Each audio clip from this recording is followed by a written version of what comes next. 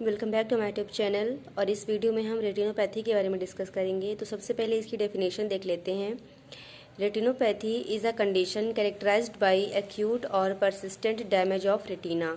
यानी कि रेटिनोपैथी क्या होता है, रेटिना का परसिस्टेंट या एक्यूट डैमेज हो जाना रेटिनोपैथी कहलाता है। नेक्स्ट हम डिस्कस करते हैं इसके टाइप्स। फर्स्ट होता है डायबिटिक रेटिनोपैथी, जो कि किससे होता है, डायबिटीज़ की वजह से होता है, डायबिटीज़ मेलाइटस की वजह से। ठीक है, ये मोस्ट कॉमन टाइप होता है रेटिनोपैथी का।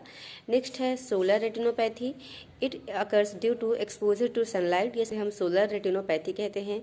नेक्स्ट है radiation retinopathy, it occurs due to ionizing radiation exposure. जो हमारी बॉडी या हमारी आइज आयोनाइज्ड रेडिएशन के एक्सपोजर में आती हैं तो रेडिएशन रेटिनोपैथी होता है। नेक्स्ट है Purtscher's retinopathy, it occurs due to trauma specially head injury.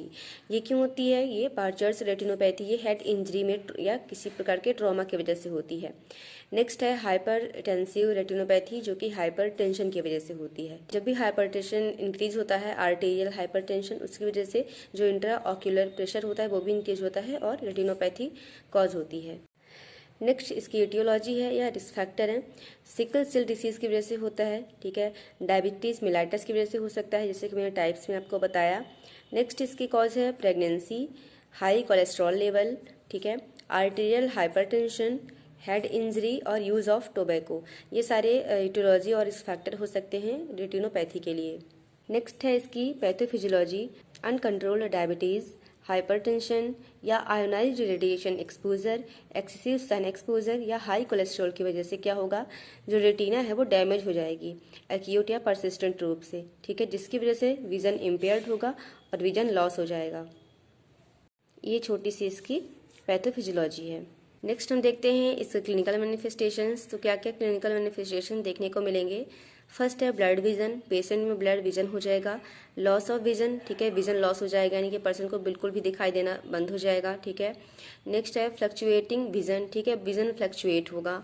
Impaired colour vision, ठीक है, कलर विजन में भी इम्पेयरमेंट देखने को मिलेगी। ठीक है, जो पर्सन है वो कलर को आइडेंटिफाई नहीं कर पाएगा। डार्क एरिया इन विजन, ठीक है, जो विजन होगा उसमें हमें डार्क एरियाज दिखाई देने लगते हैं, यानी कि ब्लैक स्पॉट जो होते हैं वो दिखाई देना स्टार्ट होते हैं। इसमें क्या होता है, हमें दिखाई तो देता है लेकिन हमें डार्क एरियाज दिखाई पड़ते हैं।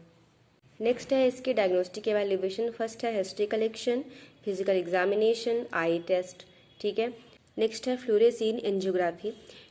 In this test, images are taken from inside the eyes. A special dye is injected into a vein of arm.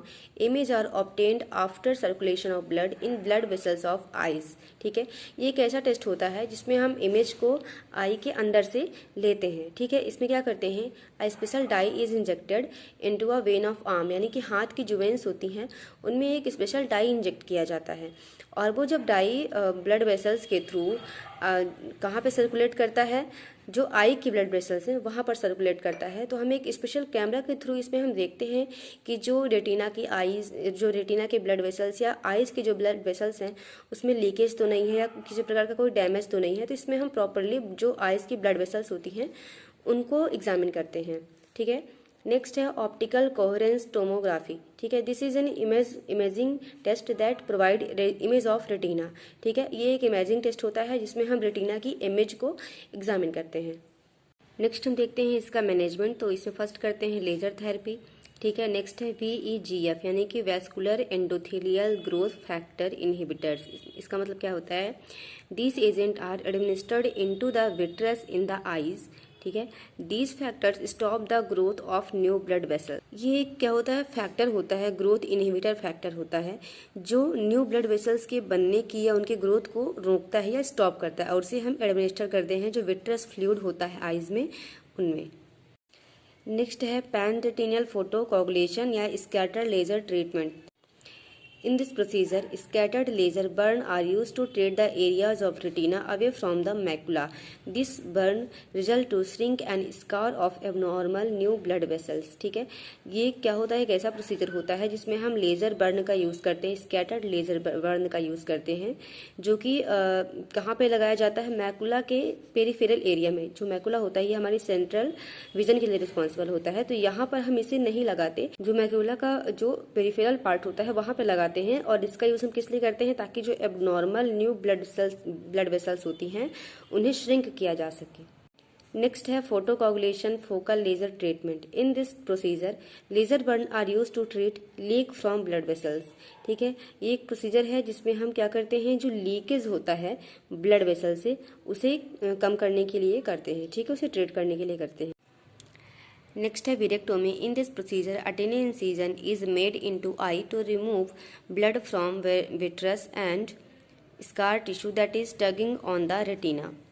विरेक्टोमी का मतलब क्या होता है, ये एक ऐसा प्रोसीजर होता है जिसमें हम एक टिनी इंसिजन करते हैं, ठीक है, इनटू द आईज, ठीक है, ताकि हम जो विट्रस फ्लूइड में जो ब्लड जा चुका है या लीक हो गया है उसे हम रिमूव कर सकें। ठीक है, and scar tissue that is tugging on the retina. ठीक है, अब जब ये स्कार टिश्यू फॉर्म हो जाते हैं विट्रस फ्लूइड में तो रेटिना में खिंचाव बढ़ने लगता है। ठीक है, जिसे हम बोलते हैं टगिंग ऑन द रेटिना। तो ये सारी चीज़ों को हम रिमूव करने के लिए, कम करने के लिए विरेक्टोमी परफॉर्म करते हैं। नेक्स्ट है कॉम्प्लिकेशन। तो कॉम्प्लिकेशन क्या क्या हो सकते हैं रेटिनोपैथी के, रेटिनल डिटैचमेंट हो सकता है, ब्लाइंडनेस हो सकती है, विट्रस हेमरेज हो सकता है और ग्लूकोमा भी हो सकता है।